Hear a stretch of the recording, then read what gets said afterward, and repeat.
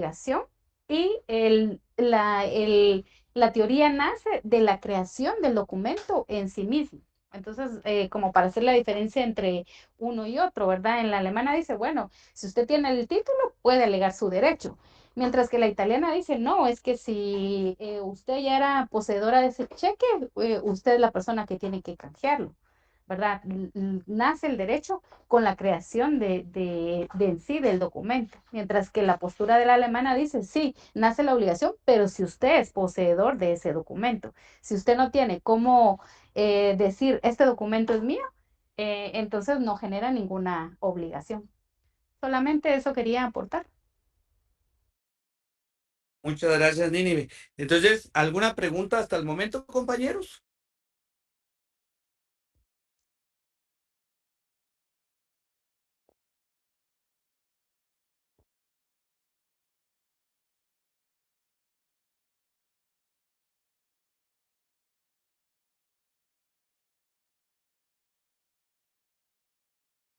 Sí. Ok, ya llevamos, ahorita vamos por el inicio, ¿verdad, Nínive? Sí, más que todo estamos como recapitulando los contenidos, ¿verdad? Que ya fueron expuestos, ¿verdad? Desde un inicio, pues que habla de la finalidad del derecho mercantil. La finalidad, obviamente, en el ámbito mercantil es la circulación rápida del comercio a través de los títulos de crédito, para que uno pueda utilizar un cheque y decir uno, bueno, te vendo cierta mercancía y pues para que haya cierta rápida circulación, bueno, yo te emito un cheque o te hago una transferencia, ¿verdad? Entonces, esa es la finalidad del derecho mercantil. Se busca que se circule de manera rápida a través de los diferentes títulos de crédito para que el comercio pues fluya de manera congruente, pero que también te brinde esa seguridad jurídica, porque no vas a dar tú una mercadería y pues así como a un extraño, entonces tú dices, bueno, ¿qué me brinda según el derecho mercantil? ¿Qué seguridad me puede dar? Ah, bueno, lo vamos a hacer a través de un cheque o lo vamos a hacer a través de una letra de cambio, ¿verdad? Entonces, esa es la finalidad del derecho mercantil, que se puedan hacer transacciones de manera rápida, pero también en forma segura y también agilidad en relación a las transacciones que se realizan con esos títulos de crédito. Y pues obviamente va a haber una mejor protección del tráfico mercantil. Quiere decir que si tú tienes esa certeza jurídica, te respaldan las leyes de Guatemala a través de los documentos legalmente permitidos, va a haber un mayor tráfico y circulación de documentos, pero con la protección que te brinda el Estado a través de los cuerpos normativos o leyes que existen en el ámbito mercantil. En este caso, el Código de Comercio y el Código Civil, que son los que nos amparan para apoyarnos en todo lo que es materia mercantil. No sé si quieres continuar con la siguiente diapositiva. Le dejo el espacio, Nínive. Muy bien. Disculpa, disculpa. Sí, Hay sí, una dime. compañera que quiere hablar. Sí, Sí, disculpen. Ustedes están explicando sobre la escuela alemana y la escuela italiana, pero ajá, sí, también sí. nos decían que existen dos teorías más, que es la escuela argentina que les llama títulos circulatorios y la Sí. escuela española que le llama documentos de comercio. Estas dos escuelas también van a entrar para tomarlas en cuenta o únicamente como referencia. Fíjate que solo como a manera de referencia se mencionaron la escuela española y la escuela argentina. Pero más que todo hay que hacer énfasis en la postura de la escuela alemana versus la escuela italiana, porque de hecho en el laboratorio venía un caso de qué postura tomaba la escuela alemana versus la italiana. Las otras escuelas, esa manera de refuerzo, de apoyo, como un modo de referencia. Exacto, gracias, Nínive. Y disculpa, una previa. En el Ajá, inicio de la conferencia, tú hablaste ajá. sobre el código de comercio, que no lo iban a dejar entrar.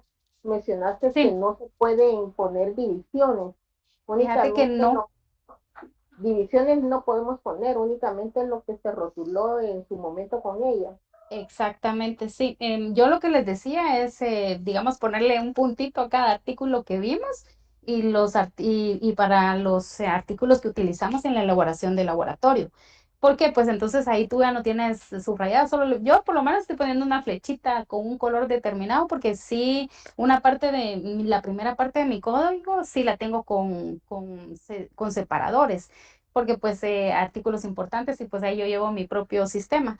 Pero para este examen lo que estoy haciendo es solo señalar los artículos que hemos visto con la licenciada o los artículos que utilicé para la resolución de mi laboratorio. Entonces así no me dicen, mire, usted tiene separadores o tiene viñetas o tiene algo en el código, para que no sea objeto de que no me lo dejen usar. Porque sí fue clara ella en que si teníamos separadores o ese tipo de, como de demasiados señalamientos en el código, no nos iba a dejar usar el código, ¿verdad? Ok, gracias. Sí, es que yo lo tengo señalado y también tengo separadores, pero le voy a quitar los Sí, separadores. Y sí, yo aprovechando, también. y perdón Ajá, que haya hecho este espacio, ajá. Nive, imagino, usted sabe más o menos cómo va a venir planteado el examen, respuestas múltiples, directas, casos, o cómo irá a venir. En ese sentido, fíjese que sí me gustaría abstenerme porque de lo contrario después me van a decir que yo pasé el examen, entonces eh, ya no No hay vamos a ningún mencionar, no, problema, lo único, ok. diga No hay ningún problema, Maynor. Lo que menos queremos es comprometerte porque nosotros agradecidos estamos de estos repasos que se están dando. Como dice Nínive, no es solo para el momento, sino que va a ser para la vida, pues, y ya estamos en el último año para estar con esas cosas, pero no, si lo estoy comprometiendo, olvídenlo. Y muchas gracias por el repaso.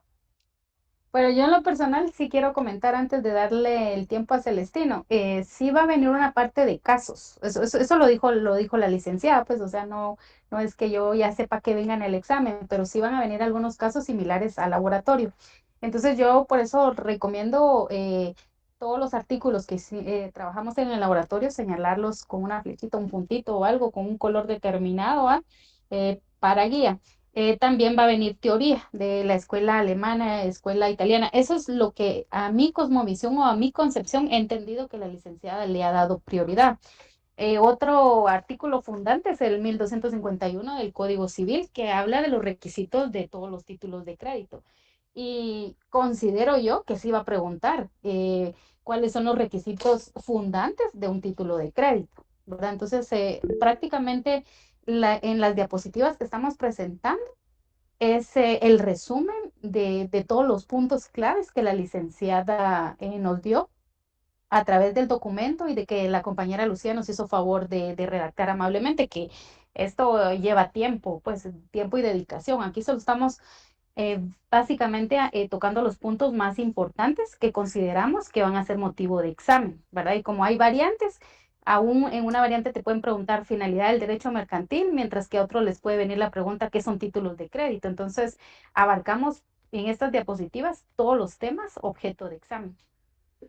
Y pues como te digo, es bueno saber la finalidad, tenerle esa lógica, decir, bueno, o sea, la finalidad es una circulación rápida, ¿verdad? Pero también segura, pero que agilice transacciones, pero que siempre haya una protección dentro del tráfico mercantil, ¿verdad? O sea, quiero vender, pero también quiero tener esa certeza jurídica de que a través de un protesto yo puedo reclamar mi derecho de un cheque que me emitieron sin fondo, ¿verdad? Esa es la seguridad jurídica que te da el Estado a través del Código de Comercio. Celestino, te dejo la palabra, no sé qué ibas a decir o a comentar. ¿Qué tal? Buenas noches, compañeros. Solo con una pregunta. Yo en su momento con la licenciada en las clases, yo utilizo los resaltadores y están diciendo que mejor puntito o rayita. Entonces, yo tengo resaltados con mis verbos, rectores, con mis plazos, con todo eso. Entonces, quiere decirse que por tener los resaltados yo no lo voy a poder ocupar. bien, se puede usar. Bien.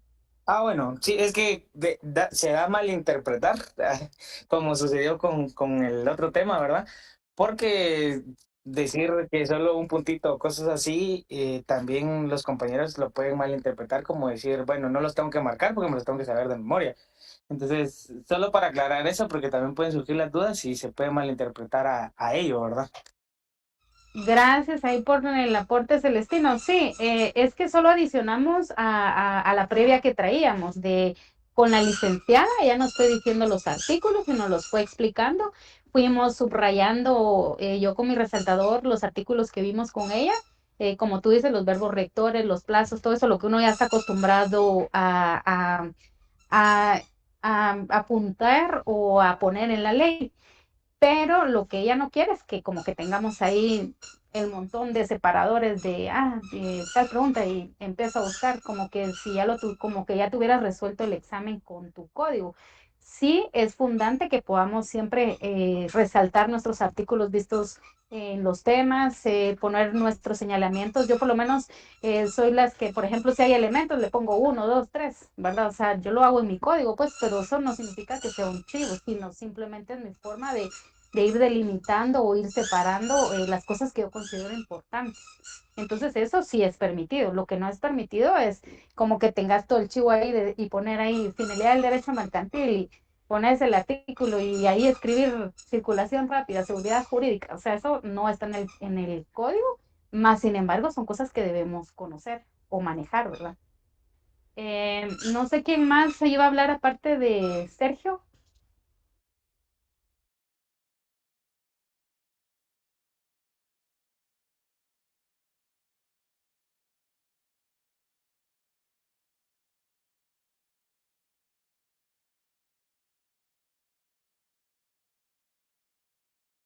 Gracias, Sergio. Gracias, Sergio, siempre ahí por tu apoyo, porque como tú Gracias. dices, esos videos son para todos, para apoyo para todos, ¿verdad? O sea, no es que no lo quiera para uno, ¿va? Sí, yo voy a compartir estas diapositivas, compañeros, ahí al grupo cuando finalicemos ahorita el repaso y para que cada quien tenga como su chivito de lo más básico, ¿verdad? Yo es así como se me queda más que solo con pura teoría y encontrándole un poquito de lógica a cada cosa. Ahora regresando a los temas, no sé si alguien más iba a decir algo o iba a agregar algo, porque pues igual a todos nos conviene y nos compete para sustentar nuestro examen mañana. Si no, pues continuamos. Voy a tratar de avanzar lo más rápido posible para que pues también podamos ir a cenar o descansar. Si nadie tiene alguna otra observación, hay que tomar en cuenta qué son en realidad los títulos de crédito o cómo los ve el Código de Comercio o las sociedades mercantiles. Primero los ve como documentos, que ese documento te incorpora un derecho, ¿verdad? Si por ejemplo tienes un cheque, el derecho el derecho que te incorpora el derecho mercantil es a que tú lo puedas cambiar o lo puedas endosar. Y todo depende de las cláusulas que también con las que esté integrado ese derecho. Y obviamente tienen un valor económico. Si tú haces una transacción, en el caso de Sergio, que se dedica a venta y compra de consolas, entonces tú dices, bueno, mira, te voy a vender esta consola, ¿cómo me puedes pagar? A través del comercio mercantil. Bueno, yo te voy a pagar con un cheque, ¿verdad? Pero si en un momento dado, si es de confianza, porque ahora casi ya no reciben cheques, honestamente, ¿va? La mayoría prefiere transferencias o depósitos a la cuenta. Pero en un caso hipotético, sin embargo, el cheque aún sigue siendo un título de crédito que aún funciona, pues que sí en algún momento dado lo puedes seguir utilizando. Entonces, por ejemplo, dice Sergio, bueno, te vendo una consola, por dar un ejemplo hipotético en 1,000 quetzales. Bueno, entonces yo te voy a pagar con cheque. Pero si en un momento dado ese cheque saliera sin fondos, ¿qué es lo que puede proceder Sergio? Levantar un protesto y decir, mire, yo protesto porque en realidad esta persona, yo le di la consola pensando que este cheque tenía fondos, no que era sin fondos, ¿va? La mayoría acepta cheques, pero solo con gente de confianza. Entonces, obviamente, estos títulos de crédito tienen un valor económico, ¿verdad? O sea, el protesto, el pagaré, la letra de cambio, su razón de ser es un valor económico y permiten la circulación rápida del comercio. Es como, por ejemplo, un cheque de caja. Se me acaban los cheques y yo digo, voy al banco y mire, véndame un cheque de caja, ¿verdad? Porque necesito pagar o comprar o circular cierto dinero. Y dentro de eso tenemos estos ejemplos. El que más conocemos, los de la vieja escuela, es el cheque. El pagaré, pues también es algo que se utiliza, que uno básicamente pone ahí en la hoja pagaré y lo puede hacer uno a mano o también ya un formato en computadora en donde dice, bueno, pagaré 1,500 quetzales a Sergio Torres por la compra de una consola dentro de un mes, porque puede ser que Sergio tenga que aprobarla y pues ya cuando te sirva, entonces me pagas, ¿va? Entonces yo digo, va, la voy a probar la consola, si todo bien, te pago en una semana, ¿verdad? O pudiera ser otro título de crédito como la letra de cambio, ¿verdad? O sea, la letra de cambio se utiliza, por ejemplo, en mercaderías que vienen en importaciones o exportaciones y tú necesitas decir, bueno, va a venir un contenedor de zapatos. Bueno, entonces por ese contenedor de zapatos voy a emitir yo una letra de cambio, ¿verdad? Que va a ser, puede ser por mercaderías o puede ser por dinero. Viene un contenedor de zapatos, voy a emitir una letra de cambio cuando ya esté el contenedor acá, allá en la plaza, en el punto. Entonces yo ya te he dado como garantía esa letra de cambio para que tú la puedas cambiar por dinero o pueden ser canjes por algún otro bien, ¿verdad? No necesariamente el factor dinero, ¿verdad? Pero al final la finalidad del comercio mercantil es que circule el dinero rápido, de forma segura y que tú tengas el aval. Que si en algún momento dado la persona no te responde como debe ser, tienes formas de reclamar ese derecho. En el artículo 385 del Código de Comercio dice que estos títulos de crédito son documentos que literalmente tienen que estar plasmados en un documento, tienen autonomía porque cada uno funciona de diferente forma. No es lo mismo que tú tengas un título de crédito de un cheque a un pagaré, que son títulos de crédito que son para el tráfico de alguna transacción, pero su finalidad es diferente, ¿verdad?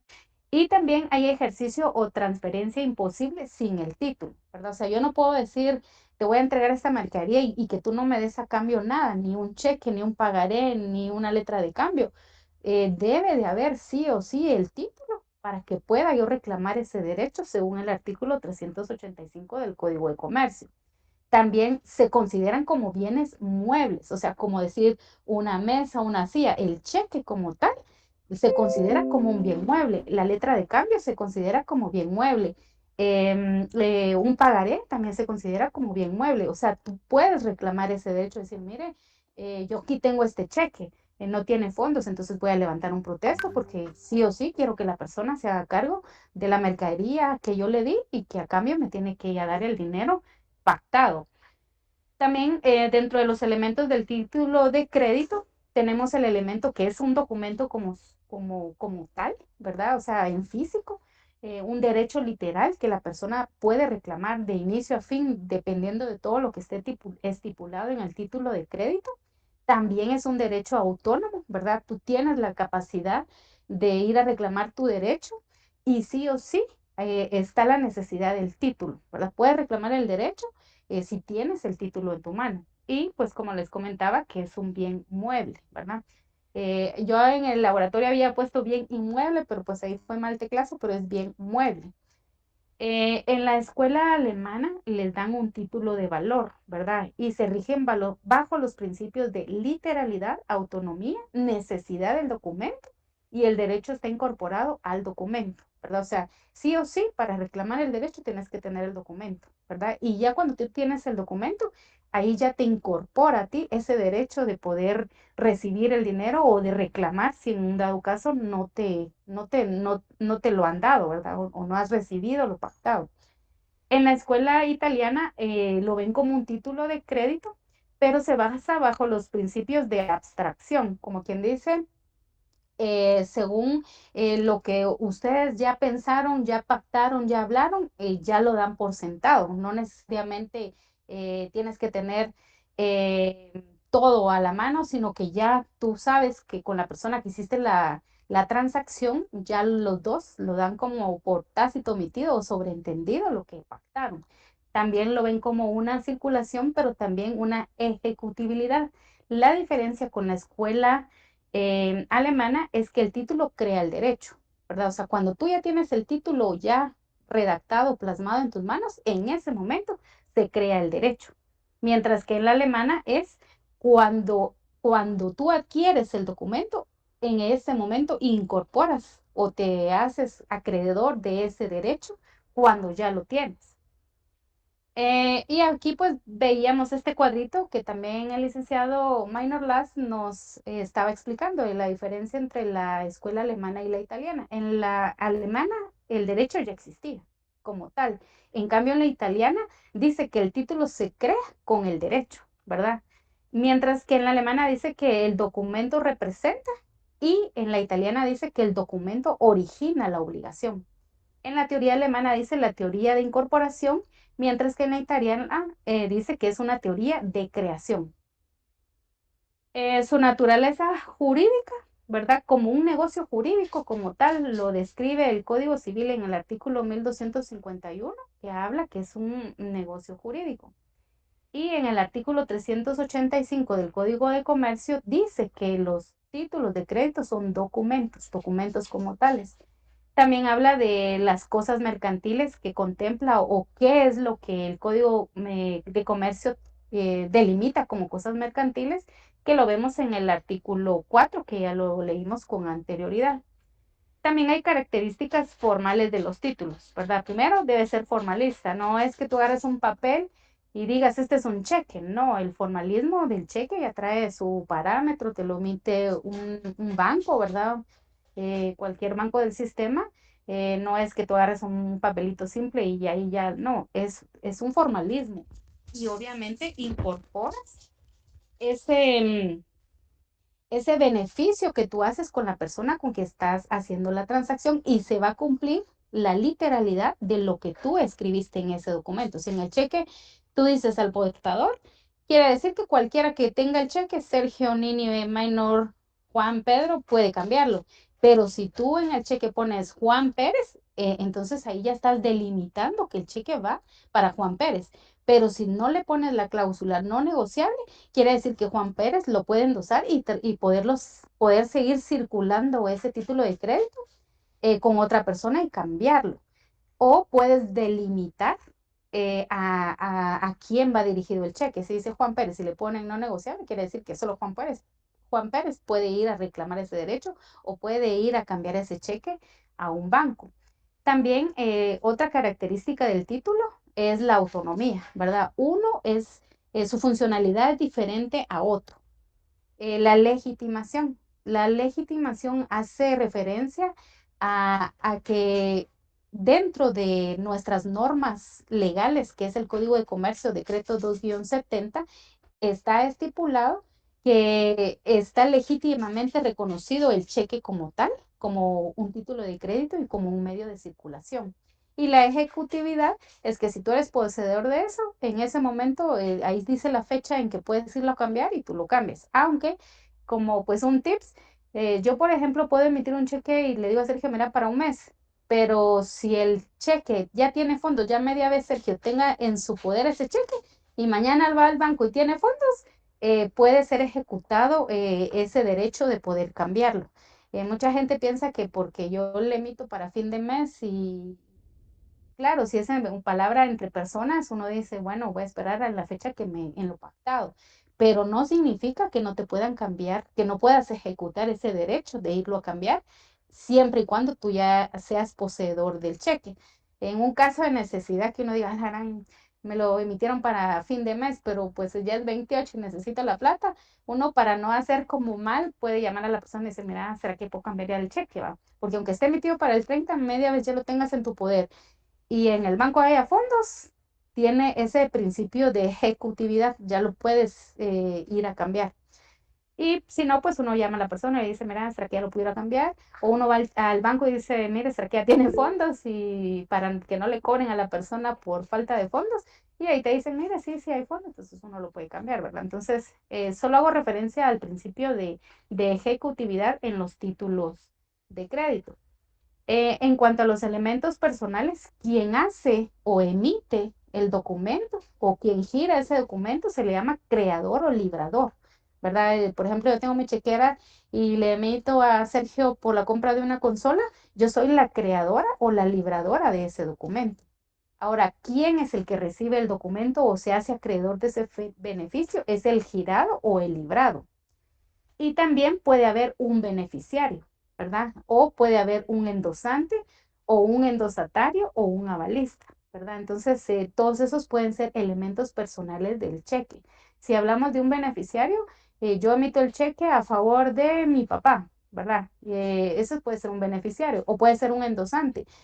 Yo emito el cheque a nombre de Sergio, pero no le pongo la cláusula no negociable, Sergio lo endosa y y ya otra persona lo puede cambiar, por ejemplo, su esposa. Entonces ya hay un endosante, alguien más que al final va a hacer uso de esa ejecutividad de la obligación que tiene del documento de título que tiene en mano, ¿va? O un endosatario, que son las personas que, no, que endosan el cheque. Es como lo que dicen, no se preste a eso. Por ejemplo, el cheque está a nombre de Nínive Gramajo. Y yo le digo, mire, hágame el favor de cambiarme el cheque porque no traigo mi DPI. Entonces, un endosatario, alguien más que te hace la campaña, uno solo pone ahí su firma, su número de DPI. Y pues en el banco no es que tengan ahí a la mano todas las firmas del mundo, ¿va? Entonces alguien más puede ser el endosatario y hacerte el favor de poder cambiarte ese cheque y tener tú ese beneficio, ¿va? O el avalista, que también puede, es la persona o la entidad que se hace cargo de cubrir todos los gastos o todo el compromiso que tú adquiriste. Siempre decían que es mejor que esté firmado por un avalista o por un fiador o una fianza, ¿verdad? El avalista lo cubre todo, o sea, si la obligación es por 1,000, el avalista tiene que pagar los 1,000, a diferencia del fiador, que si tú dijiste, mira, le voy a pagar por pagos esto, él solo puede ir pagando por pagos porque solo es tu fiador. Mientras que el avalista se hace cargo de la deuda total que adquiriste con la persona que hiciste la transacción. Los requisitos generales están en el artículo 386 del Código de Comercio. Eso siento que es cajonero. Los requisitos que debe de tener un título de crédito, primero, nombre del título. O sea, tú no puedes decir que es un pagaré si en el documento no dice pagaré. No puedes decir esta es una letra de cambios si en el documento no especifica. Ese es un requisito fundante que está plasmado en el artículo 86, que sí o sí tiene que tener nombre del título. La fecha y lugar de creación son dos cosas que sí el código en el artículo 386 permite subsanar.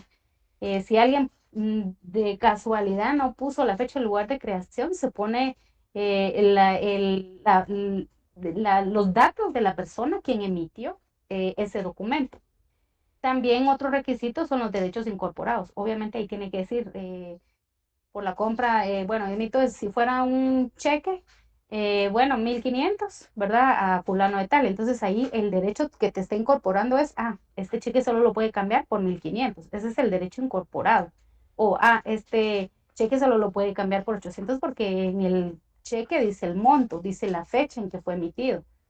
También fecha y lugar de cumplimiento. Si no, por ejemplo, en un pagaré que dijeran, bueno, esta mercadería la voy a pagar dentro de un mes, tiene que decir el lugar de cumplimiento. Bueno, lo voy a pagar en mi dirección fiscal. Pero si no, por alguna razón no pusieran el lugar del cumplimiento del documento que emitieron, se da por cajonero cualquiera de las direcciones que la persona ya plasmó anteriormente, sea su domicilio fiscal, su dirección particular, o un correo electrónico, un casillero electrónico. Entonces, eso sí se puede subsanar, sí lo permite nuestras normas legales y obviamente la firma, porque si un documento va sin firma, no se da como válido. Sucedió el caso de una tarjeta de crédito, que como ahora las tarjetas de crédito se la dan a uno como que fueran chicles, ¿va?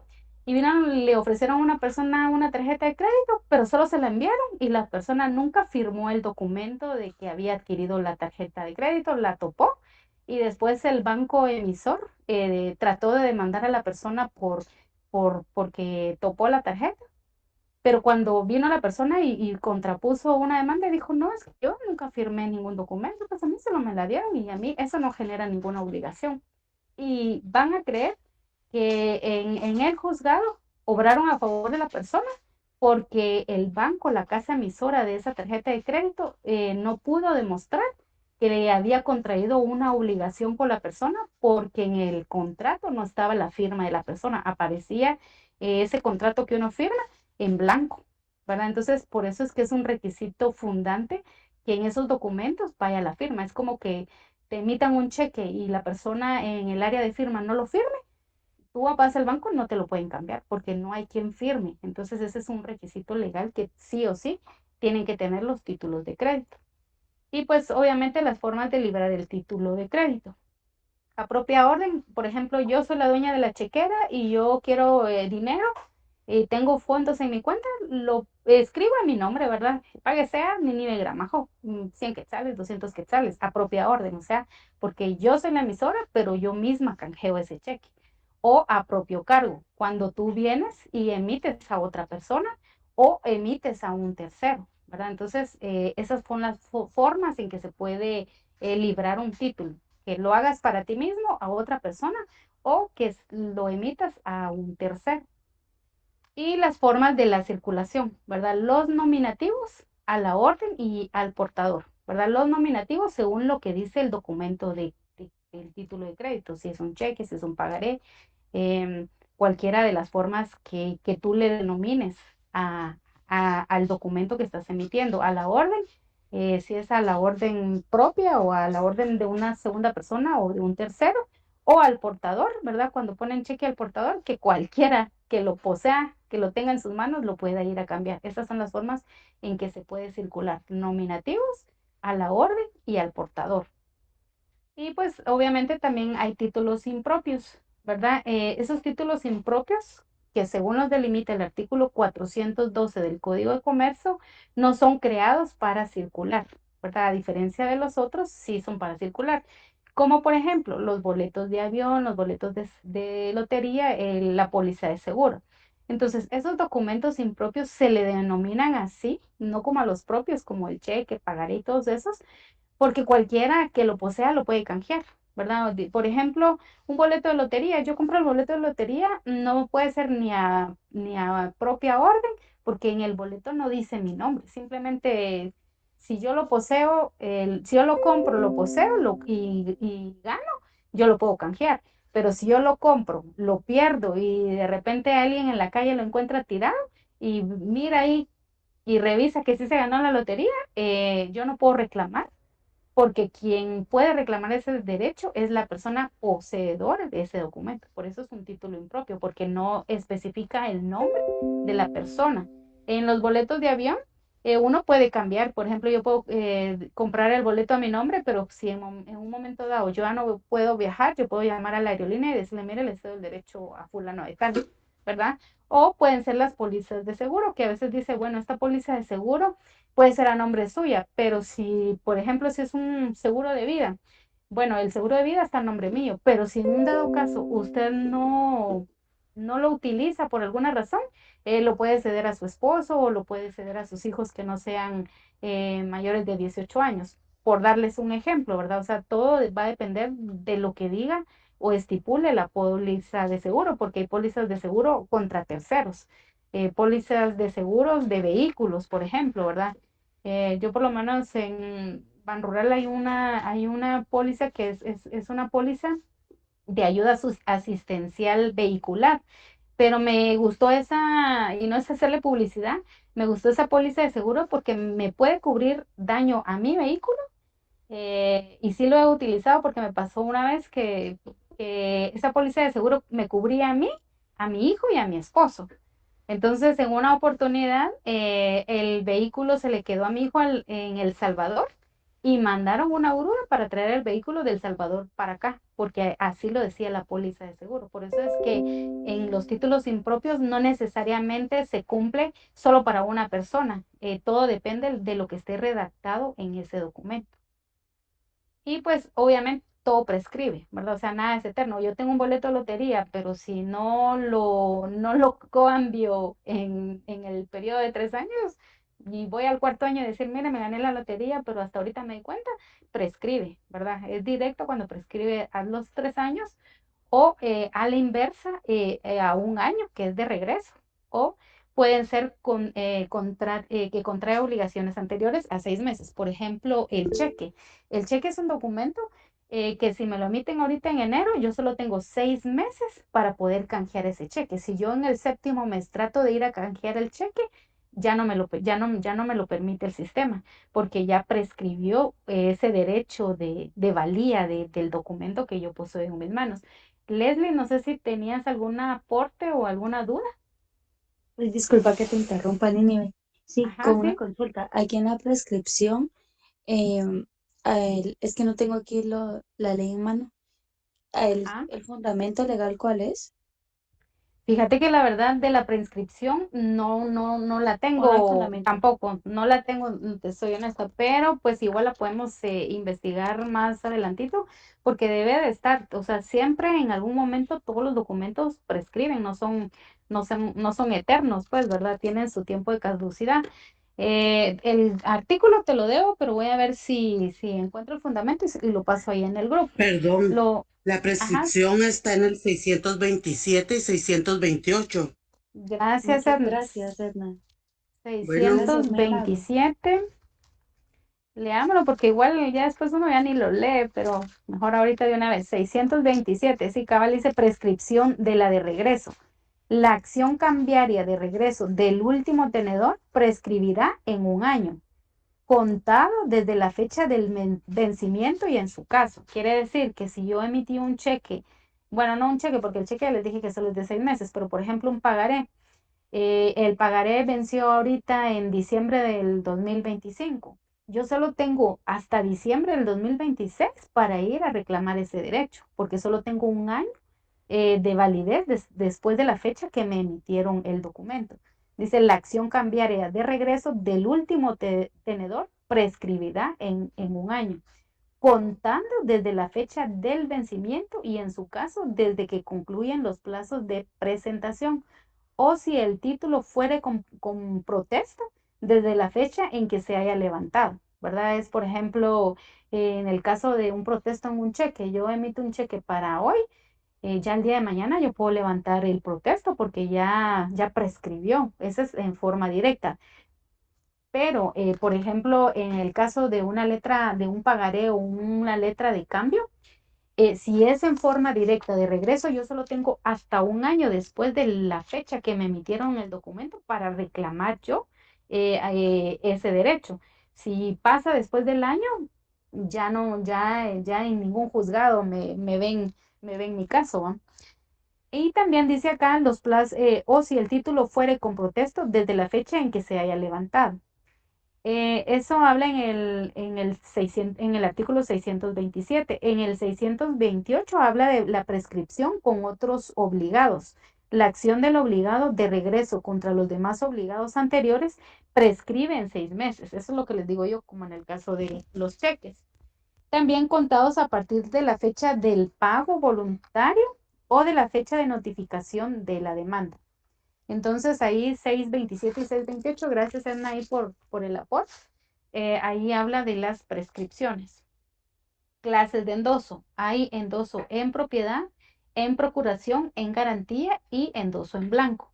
En propiedad es que, por ejemplo, en el caso de que yo tenga un vehículo y voy a hacer el endoso del vehículo porque lo voy a vender, entonces está a mi propiedad el título del vehículo, pero yo puedo endosarlo a nombre de otra persona si yo voy a hacer la transacción de la venta del vehículo. También está en procuración. En el caso de, por ejemplo, una demanda de un cheque que un abogado está litigando, porque a la persona le salió sin fondos el cheque, la persona no puede hacer ese trámite sin el auxilio de un profesional, ¿verdad? En este caso sería de un abogado. Entonces es el abogado quien hace esa procuración para que por medio de los juzgados se presente la demanda y le resarzan o haya un resarcimiento del daño que le hicieron a esta persona por emitirle un cheque. Ahora, digamos, si hablamos de cheques de 25,000, por ejemplo, una persona que vendió una mercadería, digamos un lote de zapatos, y la persona le dejó un cheque de 25,000, porque la verdad vi casos así cuando estaba en la sala cuarta de apelaciones.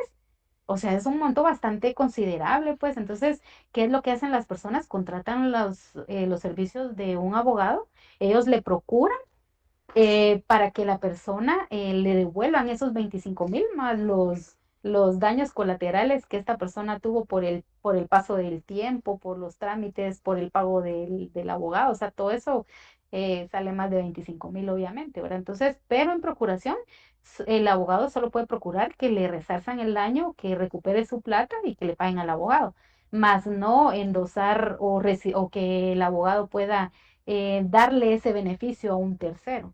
solo procurar por la persona a la cual fue damnificada y que pues perdió su plata.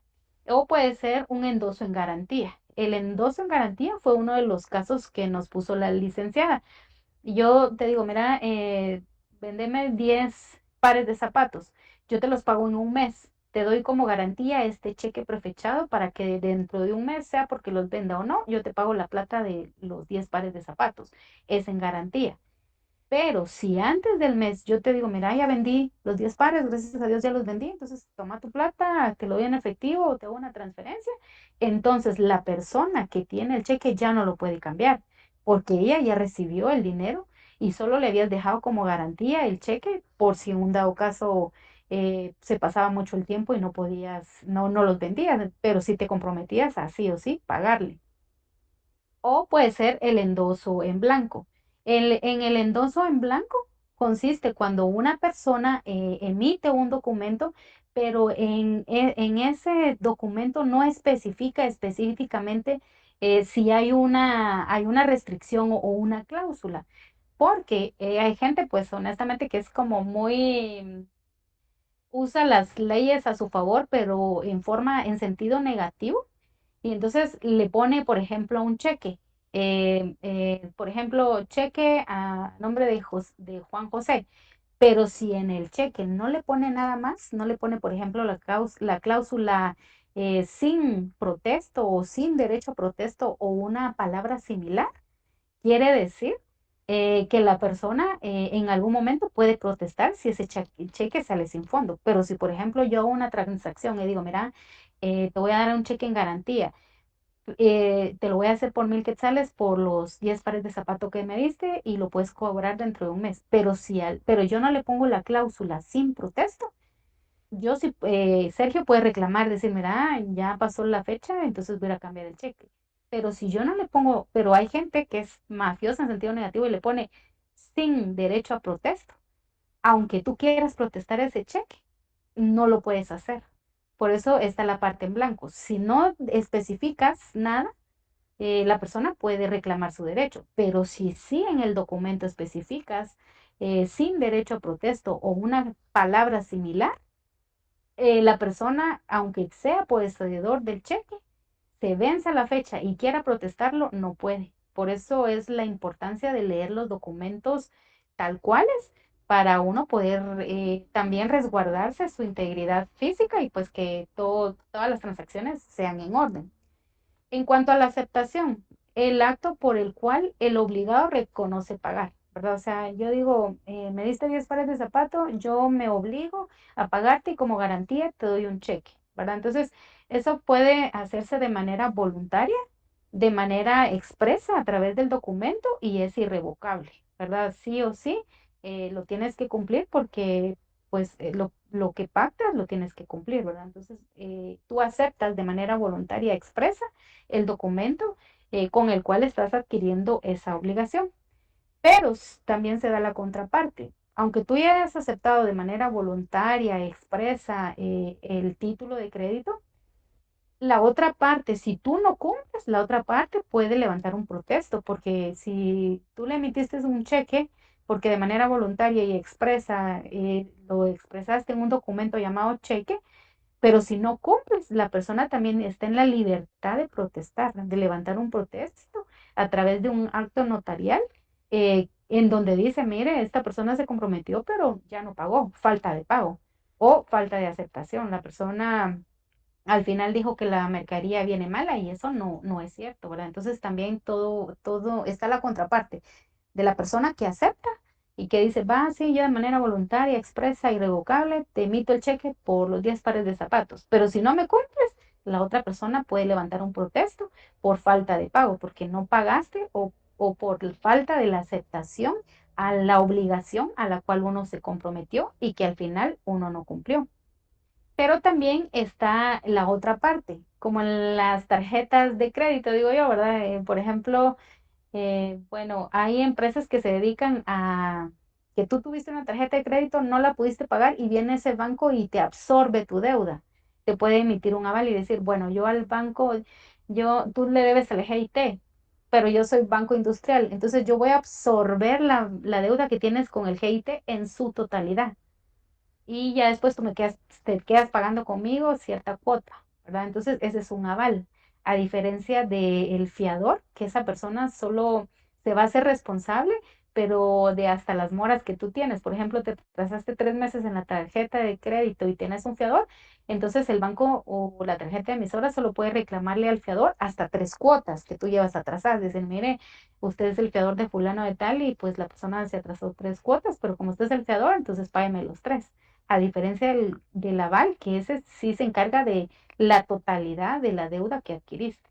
Es una garantía del pago en título, puede ser el aval de manera total, que el aval te cubra todo, o puede ser de manera parcial, que diga, mire, yo solo le voy a cubrir el 50% de la deuda, pero ya que está plasmada en un documento expreso, presunto, y pues obviamente que es diferente a la fianza, que es lo que les digo, la fianza regularmente no cubre la totalidad, pero todo va a depender de cómo esté redactado el documento. Y pues obviamente las diferencias entre aval y protesto. El aval es una garantía de pago, o sea, el 100% te garantiza que sí o sí te vas a recibir tu plata. Es como las casas emisoras de POS. Una persona viene y, por ejemplo, tiene un taller y dice, mire, acepta Bisacuotas, sí, y pues ahí tienen su POS. Quien les emite el POS es el que les da el aval. La persona tiene la tarjeta de crédito y paga, dice, bueno, voy a pagar que me arreglaron mi vehículo. Ajá, lo voy a hacer en Bisacuotas. Pero si la persona se atrasa, el dueño del taller que te prestó el servicio tiene el aval de la casa emisora, digamos Credomar, que aunque el cliente pague tarjeta, él se va a hacer cargo de ese pago o de ese compromiso que tú adquiriste. Eso es lo, digamos, lo bonito del aval, que es una garantía de pago, que sí o sí, indiferentemente si la otra persona se atrasa o no con sus bisacuotas, y quien hizo el servicio tiene ese aval, esa seguridad que la casa emisora le va a pagar toda la plata en conjunto. Garantiza total o parcialmente el título, como les digo, dependiendo de cómo esté descrito el documento y se consigna en el mismo título o en hoja adherida, ¿verdad? O sea, puede ser que en la misma hoja ahí se estipulen las condiciones o puede ser que en una hoja adicional, aparte, la adhieran y en una solo dice contrato y aparte el aval venga en otra hoja, ¿verdad? Y eso está regulado desde el artículo 400 al 405 del Código de Comercio. Y su función es reforzar la obligación, o sea, darme a mí la seguridad de, bueno, yo como dueño de la empresa de reparación de vehículos, me comprometo a arreglar tu vehículo, pero tienes el aval de Credomatic, de que Credomatic sí o sí me va a pagar los 10,000 que te estoy cobrando por la reparación de tu vehículo. Ese es el aval. En relación al protesto, si tú no me cumples, entonces yo a través de un notario, él va a levantar un acta notarial, ¿verdad? Es el notario quien la realiza y en donde va a hacer constar que tú aceptaste que ibas a pagar de una manera, pero no lo cumpliste. Y entonces se va a proceder de manera por la vía legal para que la persona también reciba o le sea devuelto su dinero. Eso está regulado en los artículos 399 y 472 del Código de Comercio. Y su función es dejar constancia del incumplimiento. En el aval y el protesto son cosas como dos mundos totalmente opuestos. En el aval te dan la certeza jurídica de que sí o sí vas a recibir la plata por la mercadería que vendiste, por el servicio que prestaste. En el protesto, si la persona por alguna razón no cumple, entonces tú vas a proceder por la vía legal a través de un notario para reclamar que no cumpliste con lo expreso, con lo pactado, con lo que habían convenido. Y pues básicamente ese es el resumen, compañeros. No sé si Maynor vas a agregar algo o si algún compañero quiere agregar algo que considera que sea motivo de examen, ¿verdad? Que ya a mañana estamos a las puertas del examen.